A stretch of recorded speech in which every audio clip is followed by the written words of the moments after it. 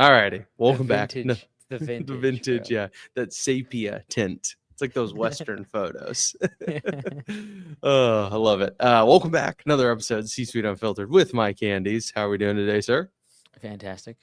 Dude, we are in the heat of spring rush. Most every market is at its peak at this point for all of Augusta. So it's exciting. How has spring rush been? Give everyone an update just from the outside looking in. If they aren't a part of Augusta, what is spring rush looking like, feeling like right now for Augusta? This is only my second spring rush where I actually have not been out in the field at some point. So like last year was the first year, this year's the second year where like I didn't jump out and help the team for some reason, like whether it Mhm. be just like morale or just like to keep my hands dirty kind of thing. Um, I think after I went to North Carolina and for like 30 days, all I did was in the field. I was like, okay, I think I got my fill. Yeah, yeah. And so it was so funny because the people in the comments always bash me for like not being out in the field. I was like, wait a second, wait a second. I've been doing this since I was 11. And the Yeah, whole goal is that you don't work in the field and then you move on to new and better things and then you create jobs for people that are getting started. totally. So I always think that's kind of funny. I've had some fun in the comments recently. Yesterday, yesterday, I put this thing like eat meat, lift heavy things, right? Of course, someone in the comments like, according to the World Health Organization, did you see this?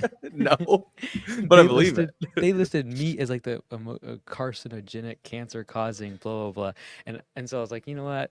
Usually I don't retort. Usually I don't. But I couldn't help myself. I was like, Yeah, yes. The WHO also said that 2 weeks would 2 weeks would of mask wearing and lockdown would cure slow the a spread. worldwide pandemic, and I'm like, you know.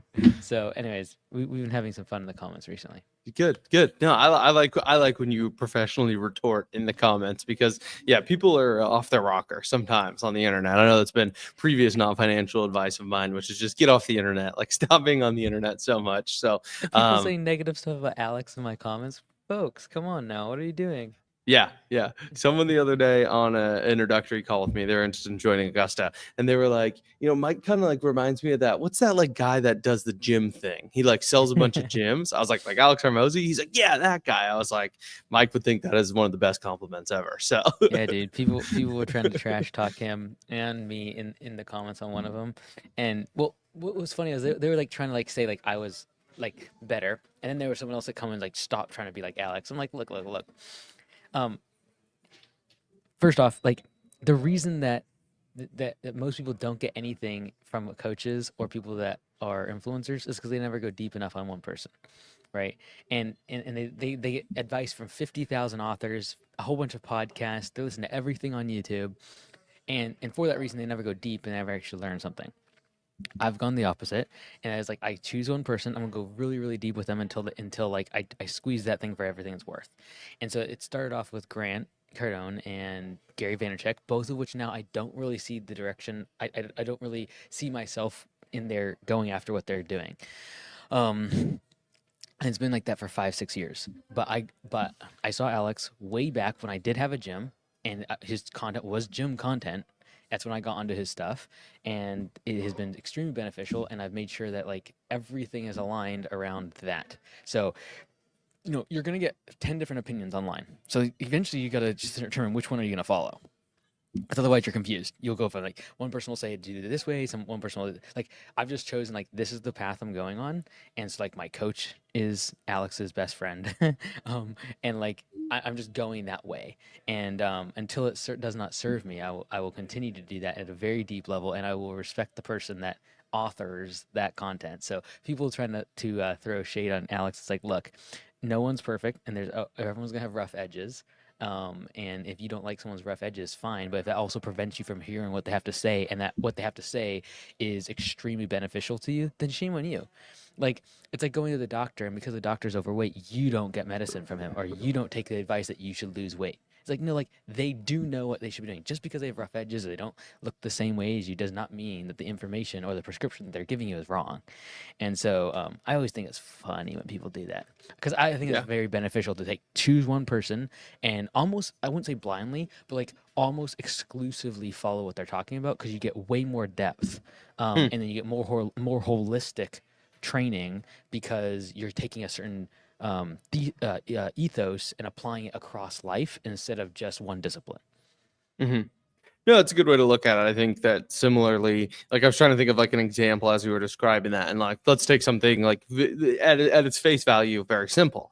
At its deepest value, one of the most complex systems in the world, stock trading, right? And there's so many people out there that are give stock advice that'll have their newsletters, right? Like I subscribe to Prof G, Scott Galloway's newsletter, his market reports newsletter. I was listening to Prof G Markets this morning, just learning a little bit, You should and sell everything in the U.S., bro. You yeah. should get out of the U.S. But it's like, but I think then I listen to other people that are very different than his perspective. And then, well, am I getting a balanced approach? Maybe. Or am I just creating some sort of like paralysis with my decision making? Because obviously Scott's rich, other people I listen to, very rich, all financial advisors. So like, which is the correct way? Well, it's a game, right? Business is a game, stock market's a game, whatever it is. And to your point, it's like, well, if you go really deep on one person who is objectively successful and aligns with the success you're trying to achieve, would it not be more likely that you will achieve that a similar level of success or a level towards their level? Does that make sense? Yeah, it's not that either perspective is right or wrong. It's the fact that that person has a certain recipe. If followed, it would create that success. And the reason that I'm a big proponent of choosing one person and going deep on them is because you get the recipe completed. And instead of, I don't know if I should do this. They said this and they said that, and like so, inaction is actually the enemy. And so, flip a coin as to who you're going to follow, assuming there's certain like whether you need to some people need to agree with people morally or politically or religiously in order to just follow them, and that's fine. And if you do that, I would just like take their recipe and take action. Like taking action is actually the thing that creates the success. Whether you what recipe you use, who cares? But what most people do is because there's so many different recipes being thrown at them and they're getting information from so many different sources, they never actually start baking, and therefore they never get the cake. So, yeah. No, it's a good point. Yeah, I agree with that. I think yeah, just taking action, like learning, going for it. I think for me, I was in, and I mean, we haven't really talked about this publicly, so happy to share a little bit. Is I didn't really kind of know where I was going inside of Augusta, if that makes sense. Like I'm publicly sharing here a little bit. Like you and I had conversations. Like obviously, I do the introductory calls and like some of the onboarding and the training of new owners. But it's like, okay, like what skill set do I need to gain? What do I need to do in order to achieve that next level of success in my career? And so I pitched you on the idea of like, hey, can I get a sales specific coach, specifically a corporate sales coach, someone who has built companies, who has helped corporate teams expand with reporting and tracking and projections and things of that nature. And that has proven to, at least from my perspective, help produce a little bit better clarity around my role, clarity around where I'm trying to get to. And ultimately, I do see more of a path to success because I've just honed in on one person. I'm not looking at, well, this person did corporate sales and this person posted this and this person said I should use this CRM and this person said I should track this way and this person said I need to have a spreadsheet that looks like this. It's like, let me just zoom in on one person who's done it many times, very successfully. Like he's worked for 5 companies that have gone public, had very high level positions and VPs and C-suite level, and I'm just going to follow his system and I'm going to tweak it. And you've seen me working on that. And I think that is a testament to exactly what you're saying. Is like, okay, do I think he is the quote unquote perfect coach? Not necessarily, but has he been there, done it, and has he achieved levels of success that I want to achieve? Yes, great. Then let's just follow him for a while. Yeah, like for every single email template or automation that he has, there's someone else that would do the exact opposite or say that that's the wrong intro line, that's the wrong subject line. And Yeah. so it is not a matter of saying something is right or wrong. It's a matter of taking action. And it is easier to take action when you have one recipe and you just can like follow the ingredients and Mm-hmm. follow the measurements and how much of it do you put in and when do you do it. And so it is not a matter of right and wrong. There are shades of correctness. It is a function of taking action. Yeah, 100%. Cool. Well, that was an unexpected introduction, but happy we went down that rabbit hole. We did bury the lead a little bit, so I did want to ask you this. This is episode 99. Our next episode is going to be 100. Do we need to do anything special for the 100th episode? Oh, we'll do a book release, a book launch. Yeah, that'll be coming out. By the time we record next, that'll Yeah, yeah, just yeah. come out. Yeah, well, I was going to touch on that as well, but yeah, next episode will be 100. So if you have any ideas, if anyone has ideas on what we should do, leave a comment. Maybe we'll implement them. We'll do something fun. We'll do something dumb. I don't know, but I was like, we should do something, right? You want to be a get to take a guest spot on the 12-hour live stream? Oh, are you doing 12-hour live stream for the book launch? Yeah, June 100%. Yeah, sign 2nd. me up. Sign me up. June 2nd. Let's see. Yeah, 12 hours. I'm check my calendar, but It's all day, 100%. so Yeah. you don't even need to check your calendar. I'm going from 6 What? a.m. to 6 p.m., dude. Fair enough. Fair enough. June 2nd. All right. So that is a Monday. Yeah. Yeah. No, sign me up, dude. Give me if you need me in like your witching hour, like 4 to 5 p.m., that last push, I can hop in. Yeah, dude, I'm gonna do like I'm gonna have the walking treadmill. I'm gonna have food lined up. We have like all these. I have 10 lectures to go through. It's gonna be Dude, yes. crazy. So I'm all about it. Yeah, give me a slot. Let me hop in there. Oh, that's awesome. I love that. All right. Well, if anybody has ideas that they want us to do for the 100th episode, check it, leave a comment, let us know. And then check out the 12-hour live stream that apparently Mike's going to do, and maybe I'll be on. So, wanted to switch it up here, talk a little bit of business news. So, kind of zoom out, look outward a little bit. I feel like some of the pods recently, we've been looking a little more inwardly, talking lawn and landscape, talking Augusta, talking Copilot. But let's look outward and let's look at other businesses and do some analysis here. I know we've done that a lot in the past. I know people are interested in that. Last week, at time of recording, Uber had a new announcement. Brian Chesky, CEO of Uber, and I know you're a big fan of Brian Chesky and kind of Airbnb. Airbnb. Sorry, Airbnb. Sorry, I was looking at my screen. I had a tab open for Uber. My apologies. Airbnb is what we're talking about, but I was looking at the word Uber. Brian Chesky, CEO of Airbnb, correction, had a presentation last week about the significant changes that are coming to the app. So, have you heard anything about this, or you want me to just give a quick, brief overview? Go ahead, give a brief overview. Cool. I am aware. Yeah. Yeah, so last Tuesday at time of recording is when Brian Chesky had a big Airbnb event, big Airbnb announcement. And the short of it is they are now launching Airbnb experiences and Airbnb services. And they're actually going to be inside of the same app. So they're not going to be separate apps or separate logins or separate accounts. They will be inside of the standard Airbnb app. And the idea behind experiences and services is taking the network that Airbnb has already created with homeowners and realtors and verified properties, is then taking those people and their connections and providing potential experiences that you could book on your trip. So you book an Airbnb to Denver, right? And you want to know what the best hiking trail is, but you don't want to figure it out on your own and you're not the most experienced hiker. So you could book an experience with someone who lives in the Denver area, who has, first aid certifications, whatever it may be, and they have hiked millions of miles, whatever it may be. And you can book an experience for them to then take you on a guided tour or a guided hike in the mountains outside of Denver. Same thing with services. You could also do like booking someone to do private chef. So like come in and do a private dinner party for you and your friends, things of that nature. So basically taking their network and extrapolating from just we are now rentals, but we are also renting and giving you experiences. We are also allowing you to rent and get services from our trusted network of people that we already work with and that are already verified. So what's your initial reaction to this seemingly interesting expansion? Because Airbnb is just used to just be rental vacation properties. This is a whole different ball game from the outside looking in. Yeah, I don't know. I don't know. I think it's a leap. It's definitely a great leap. They need to do something because you don't want to pigeonhole yourself into just a travel company. I get it. If you're trying to become a trillion-dollar company, you can't just stay a travel company. I get it. I don't know if it's gonna take off. Now, I don't like to doubt Brian. I don't like to doubt anyone that's trying to do something new and exciting. So I would love to see it work. I don't know if this is gonna take off.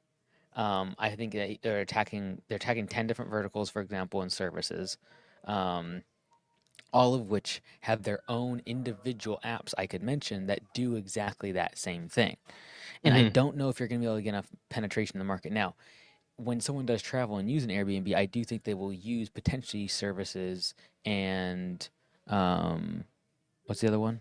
Services and Experiences. experiences. I think they might use it, like some subset of those. But like, let's just say that out of every person that does an Airbnb, 1 out of 10 uses these functions. I don't know how much of an impact it's going to have on the overall revenue and profitability of Airbnb. It's also harder to extrapolate a lot of revenue from a someone who's doing a $50 like massage Hmm. versus a $1,000 rental of an apartment. I also think it's much more ancillary in terms of discretionary income. That being said, people who using Airbnb typically have a discretionary income, so like that's great. But do I think in an economic recession, people are going to be like paying $150 per plate for someone to come to their Airbnb and be a chef? Why would you not just go to a five-star restaurant and spend $100 there? Hmm. And so I was like, for me personally, I wouldn't want a chef to come to my house and make me food. I'd rather go get the experience of going to a restaurant. Hmm. I don't like having people around if I'm on vacation. Like I don't Yeah. want if I'm going on a hike, forget getting anyone else to come Yeah. along. Like I don't want to see people. So I don't know. It'd just be interesting to see if they can make this take off. It'll be interesting to see how they monetize it. It'll be interesting to see if it gets adopted. I think it's gonna still I think their challenge is going to be I only log into Airbnb when I'm going to an Airbnb, Hmm. i.e., a rental of real estate. And so what they're trying to break into is the person who doesn't go on a vacation and just uses the app to get people locally that are Hmm. doing the hike, the chef to come into their house, etc. That looks interesting. Whether or not they'll be able to cross the chasm from a brand perspective of a travel company to actually I use these for services and experiences in my local area, that's the gap. And so whether Hmm. or not they can cross that, and you got to be careful because if you become the local app that everyone uses, do they think of you as a travel company? Like where they go to when they go traveling? Like, do you now need to integrate something like a Expedia or some sort of other travel, like to do rental cars and airplanes, because like I still need to maintain my money maker, which is the real estate. So it'll be interesting to see if they can cross the chasm. They want people to open up this app when they're not traveling. I don't know if they're going to be able to do that. If they do, they have done a masterful job. And if there's anyone to do it, I think Brian's probably capable. So Hmm.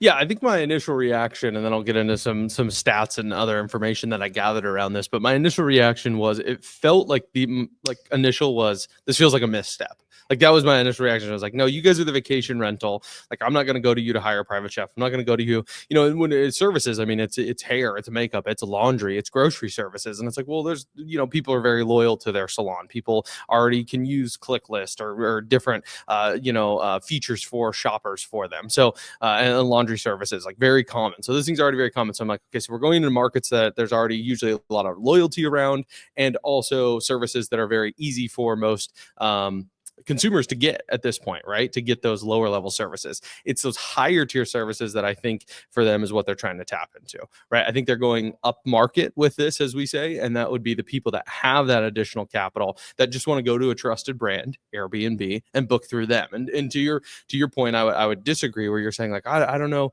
who would use that on travel. Well, if you and say you and your wife are traveling at some point, and I don't know if you want to skydive one day or scuba dive or whatever, but like, would you rather just go to like a trusted brand, Airbnb, find the person with the highest rating? You're not going to look at the price. You're just like, who is the highest rating? I'm going to book them. Oh, they're available tomorrow. Great. I'm going to book them. I think there is a use case for people like yourself where there is that time is money. You want that experience. You're just going to pick the highest rated person through a trusted brand, Airbnb, that is going to have terms and conditions to protect you as the consumer. Versus, what are you going to do? You're going to go on Google. You're going to look for the person that's highest ranked on Google. Then you go to their website, and then you're going to have to contact them, and you're going to have to look at their terms of service. So I think there is a use case. I don't think it's the big money maker for Uber. I think it's more of a brand play around we're already a trusted brand, so use us for these other things. That was my initial reaction. yeah, no, I 100% agree. I also think it's a bit of a reach that they're going to be able to get enough people to sign up for these services because they are a middleman. And all these services have seen what they've done to real estate, and they're going to be very apprehensive. Like it's the like, do you really want to get with this person in bed? Because there's gonna be some problems, and they've seen what's happened with like I've been a host on Mm-hmm. Airbnb. Yep. It's like there's a lot of fees, and so if Yeah. I'm doing, let's just call it skydiving, and I have a 30% margin, am I willing to give up 25% margin to Airbnb because there's a middleman now? And or do I rely on the fact that I have 3,000 Google reviews and I have tons of leads coming from there? Like, will I want to even sign up? So it's a Hmm. marketplace. Like, they have to do two sides. This is why it's always difficult. Marketplaces are tough to build, and then they're extremely hard to compete with. Is because I have to get all the consumers to buy into this new logic of Airbnb. That's what we've talked about so far. But there's another side of this. Like, will the businesses actually sign up for the service and accept a middleman into the equation? Hmm. And then it's a matter of, well, now they're gonna have to charge more to be able to recoup the extra 20 or 30%. Okay, then as a consumer, I just simply am going to go on Airbnb and look at this as a review site, and then I'm going to go into Google and book that person. Hmm. Right. No, I agree with that. And I think that I was thinking about it too from almost like an Upwork perspective, right? Because if it is individuals offering these experiences, offering these services, let's go with the private chef example. Well, that's because you'd be one person that has all the, the tools and the pots and the pans and the knives and the skill set to become a private chef, but they don't have the exposure. They don't have a website built. They don't have a Google page.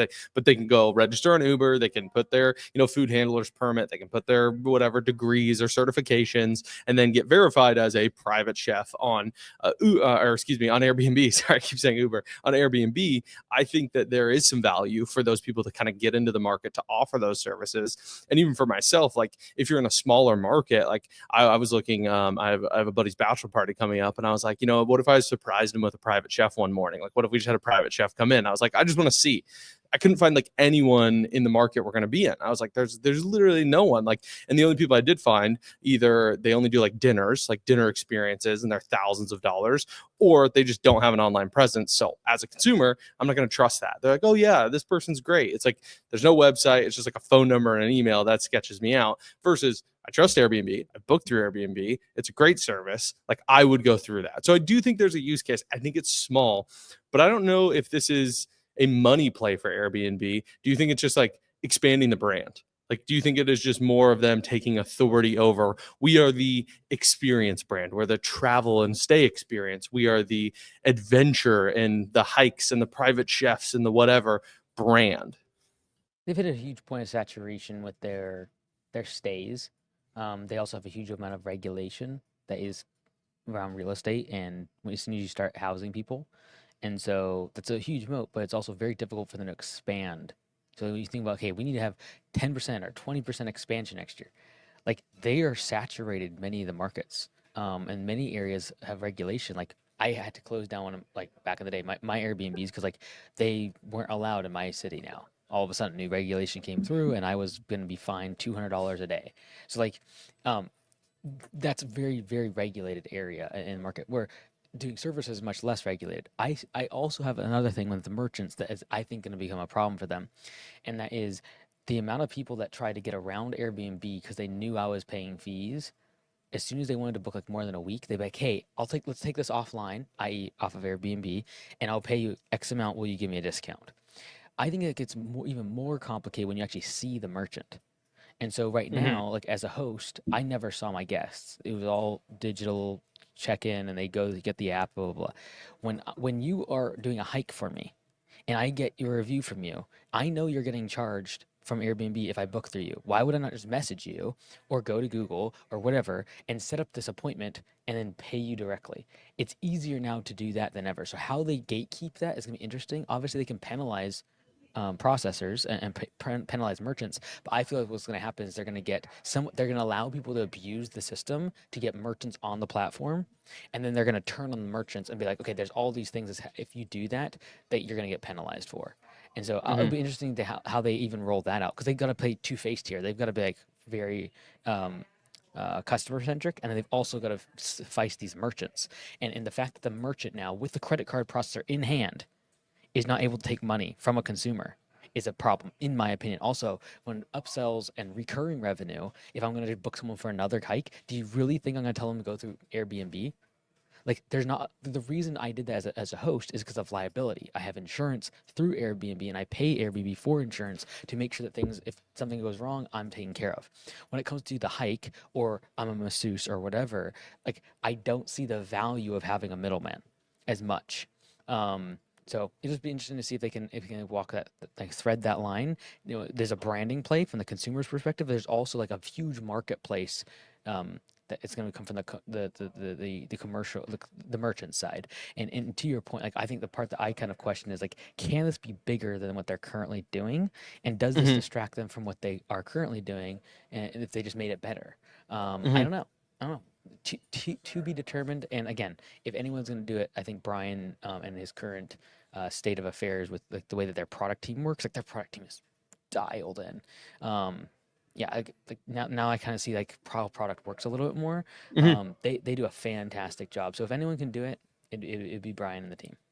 Yeah, fair enough. Well, here's an excerpt from Brian's announcement and from the Airbnb team. It says that Airbnb says its services are vetted for quality through an evaluation of expertise and reputation, right? So that's kind of that consumer protection, right? If I'm going through the brand I trust, I will get a better service, if you will. And that service hosts have an average of 10 years of experience. So that's crazy. The people that are signing up to do these services and experience have averages of 10 years of experience. Once again, more trust around the brand and what you're paying for. The company says the hosts also have completed the company's identity verification process and are required to submit relevant licenses and certifications. Services are available at nearly every price, the company said, and many services include an entry fee offering below $50. People choose hotels for their services. There's a quote here from Chesky. People choose hotels for their services. People choose Airbnbs for the space. Now we're giving you the best of both worlds. Amazing homes with services that make them even more special. So it is just kind of like a plug into the existing brand. Like we are the all things travel experience, enjoyment in life brand is kind of what I feel like they're going for. Does that make sense? Yeah, 100%. It's the Yeah. everything Yeah. app. They're trying to, do it. Yeah. There's several everything apps, and there's like a race for like OpenAI and X, for example, that are trying to go after like payments in your wallet Hmm. and social media all wrapped up in one, and you're like your personal assistant. And then someone like Airbnb is trying to like take everything in terms of services, um, travel, etc. So like, we'll see.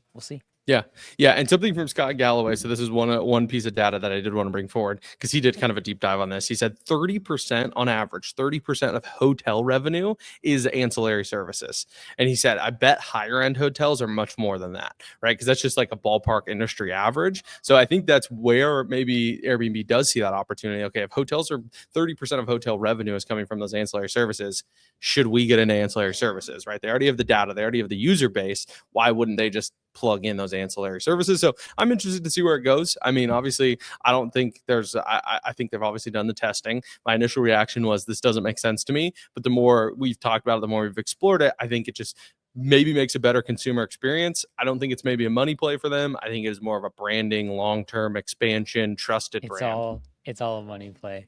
Yeah. It's all a money play. But even as you were saying, like the initial, like there, it's not like going to make a massive additional amount of revenue for them immediately, right? And that's If where it they're works, it's a huge, much larger TAM, right? right. Because I might use an Airbnb once or twice a year, but if I Yeah. can use one of their services every other week, that Hmm. becomes valuable.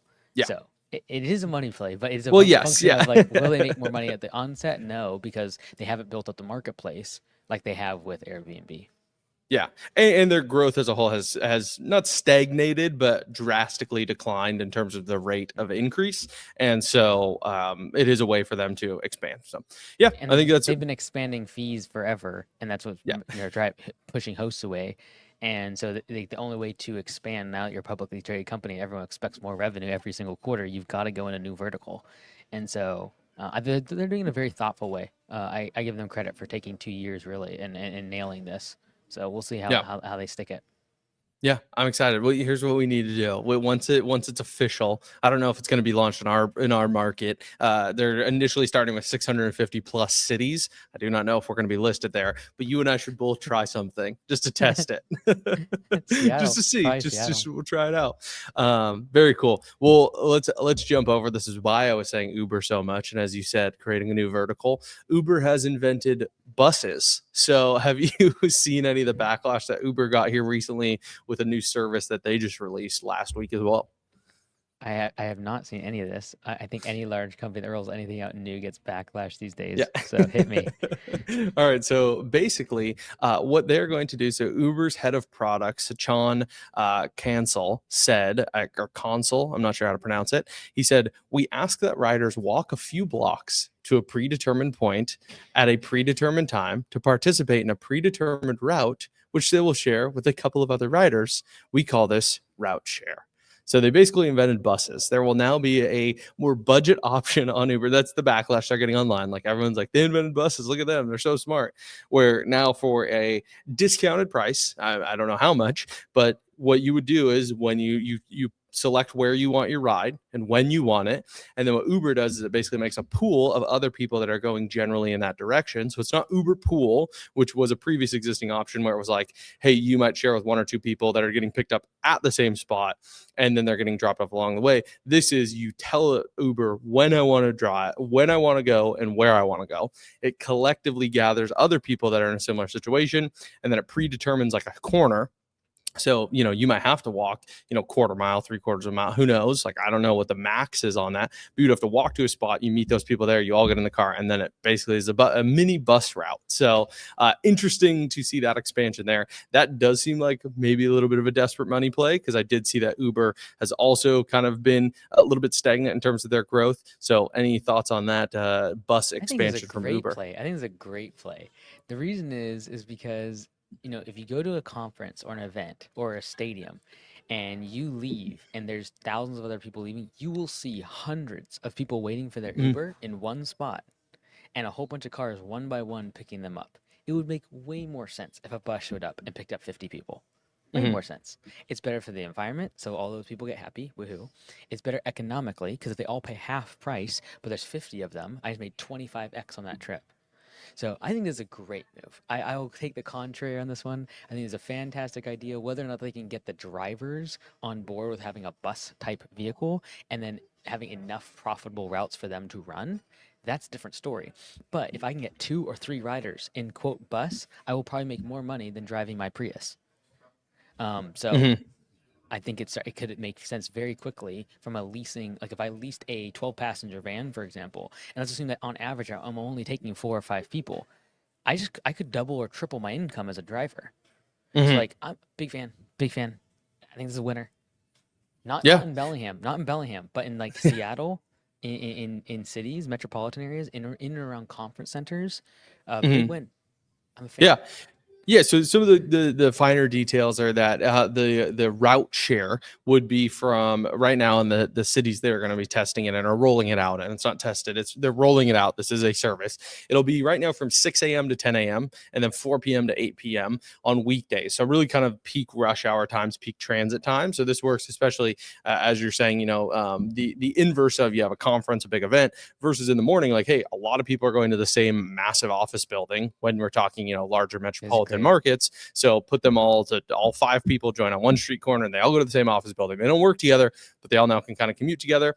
And the routes would be set to have pickups within 20 minutes. So it wouldn't be that you'd have to wait a long time. As long as you can put it in and it's like one of the predetermined routes, they say the goal would be every 20 minutes there would be a route share option. So Big max fan. you're waiting 20 minutes and it would cost up to half the price of a regular Uber X. So I think, on average, Uber X in the city at rush hour, you're probably spending 20-30 bucks. So in this regard, you're looking at 10 to 15. That's good savings if you're using an Uber, every day potentially or every other day. I like this. I like this. Recurring services too, because Yeah. it's a function of now if you can get it cheap enough, you can do it maybe every day. You don't get the car because it's $10 each way. It's $20 times 20. It's $400 a month. That's the same as much as a car payment. And now you don't have to have parking. So like, I think this is legit. I'm a Yeah. fan. Yeah. Yeah. And here's the kicker. And this is exactly what you're saying with the recurring services. Here's the kicker. Second to last paragraph in this article here from Forbes. Uber is also offering a way to lock in the price for a specific route by paying a subscription. So they're going the subscription model already. They have like their stock's like at the highest it's been in a very, very long time. I think ever. It's doing pretty good because they started turning a I'm not sure. I profit. haven't looked at it here. I'll just pull it up for the fun of it. Oh, I think we you cut out there. Oh, hello. Can you still hear me? I can hear you. You're good. Cool. Yeah, they recently peaked last week at $91 90? a share. Yeah, $91 a share. Right now they're sitting at 89. So that is their all-time peak. Here's the real question. Did everyone take our financial advice about a month ago when we said to buy the dip? That's the real Yeah. question. Great question. I dabbled a Oh, little. So yes. Yeah, hopefully everyone did. All right. Well, that's kind of all I had for today. Talking a little Uber, Airbnb, things of that nature, making me want to travel. So any not financial advice to wrap up the day for the people? take it away. My not financial advice is tune into the next episode because it's the 100th episode, and we'll do something. I don't know what it's gonna be. I got some ideas. I'm workshopping some stuff. I don't know how much you're gonna want to get into it in terms of crazy, but I feel like we got to do something fun. Good stuff. Good stuff. Yeah. All right. My non-financial advice, since I seem to be doing apps every single time these days. Macro Factor, highly recommend. Here, I'll quickly show you kind of what it looks like. Kind of shows you basically a breakdown of what you got to do in terms of your carbs, fats, etc. Here, let me get something more interesting. So you can kind of see at the top there. It tracks your macros, which is your Oh, fats, cool. Yeah. carbohydrates, and your proteins and your calories. It's pretty awesome. I have not tracked my calories, like I said last time, for a very long time. But this is nice and simple. It takes me like 2 seconds, and it does scan foods, but it does a horrible job of doing that. So like, but I eat the same like 10 foods, so it's pretty easy. Yeah. And Nice. it has been working very well for me and Brianna. So Nice. Love that. Very cool. Well, that is the pod. Like and subscribe.